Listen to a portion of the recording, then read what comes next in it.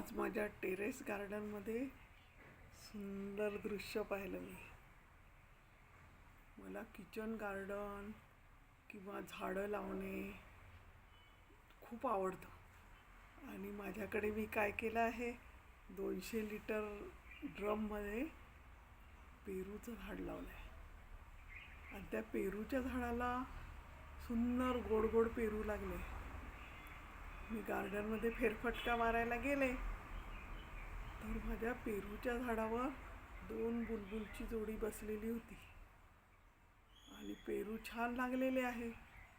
एक पेरू छान पिवळा धमक पिकलेला होता. दुरून मी बघते आहे, म्हटलं जवळ गेलं तर हे बुलबुल उडून जातील.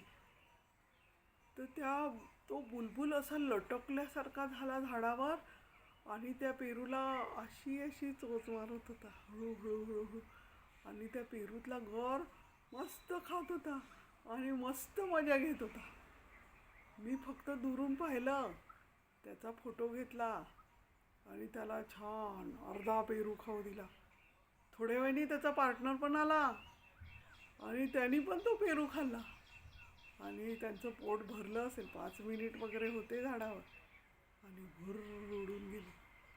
मला इतकी मजा आली म्हणून सांगू, ते दृश्य बघायला खूप मजा आली.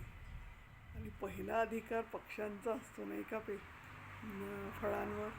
मी म्हटलं ह्यांनी खाऊन झाल्यावर मी तो पेरू खाईन.